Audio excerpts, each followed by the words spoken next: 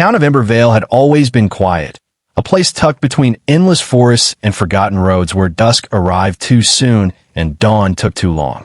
But for Clara Wren, quiet wasn't peace, it was suffocation. She had returned to her late mother's cottage at the edge of the woods after years of trying to escape the small-town whispers that clung to her family name. Her mother's journals were stacked in every corner, filled with trembling handwriting and warnings that didn't make sense. Do not look into the light after dark. They watched through the glow. Flee the light. Clara had always dismissed her mother's madness as grief.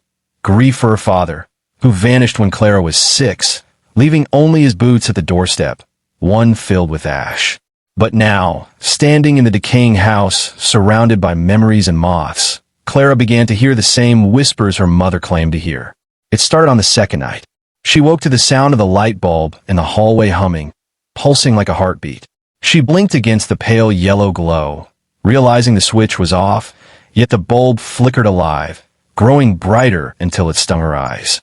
Then came the voice, faint like someone speaking from beneath water. "Clara," it murmured, "come to the light." She froze, unable to move, her breath thick in her throat. When she blinked again, the light was gone, and so was the sound. She told herself it was exhaustion. The cottage's generator was old, the wiring faulty. Logic, always logic. But logic crumbled when, the next morning, she found the hallway light bulb shattered from the inside. The shards formed a pattern on the floor, circular like an eye. She swept it up, hands trembling, and went into town, hoping for distraction. The people there hadn't changed much. Same faces, same pitying smiles. At the general store, the owner, Mrs. Finch, stopped mid-sentence when Clara mentioned the lights. "You keep them off," the old woman whispered. "The veil glows for no good reason." When Clara asked what that meant, Mrs. Finch only made the sign of the cross and muttered, "The light calls what it lost." Uneasy, Clara returned home as the sky bruised into violet. She locked the doors, unplugged every lamp, and lit candles instead. But at midnight, a faint white shimmer began to seep beneath the door frames. It wasn't moonlight. The moon was hidden behind clouds. The glow moved like liquid, crawling along the floor, slipping under the cracks. The candle nearest to her went out. Then another. She grabbed her flashlight and pointed it toward the door, but as soon as the beam hit the glowing mist, it recoiled. Not like smoke, but like something alive. The air grew cold, the smell of iron thick in her nose. Then she heard it again, clearer now. Her name, spoken not as a question, but a command. Clara.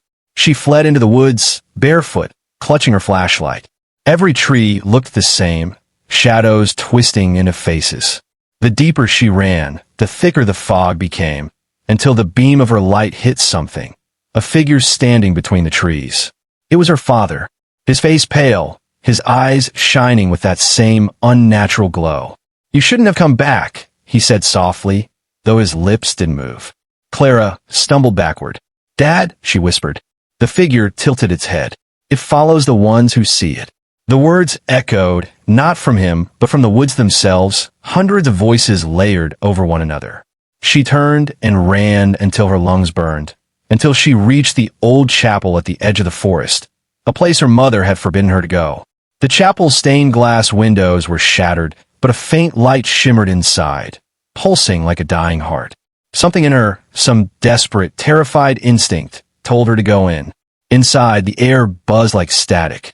The altar was gone, replaced by a circle of mirrors, each one fogged except the center, which reflected not Clara, but a vast white void, swirling like a storm. From that light came whispers, words she could almost understand, promising peace, warmth, reunion. She took a step closer. The closer she came, the more her body felt weightless, as though gravity itself wanted to give her to the glow.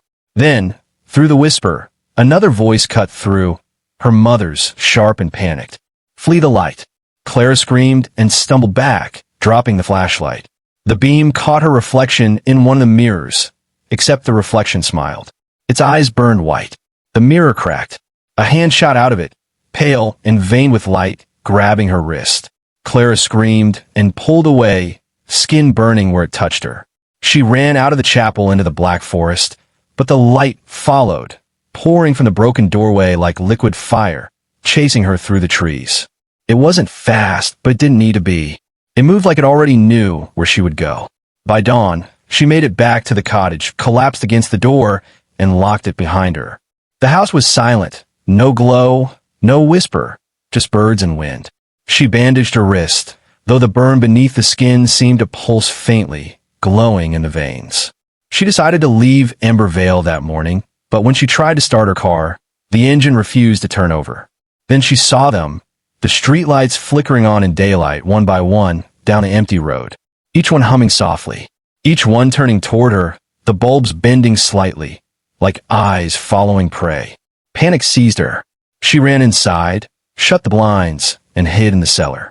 She stayed there for hours, clutching her mother's old journal. When she opened it again, the words had changed. The ink was still wet. The light remembers. The light wants its own.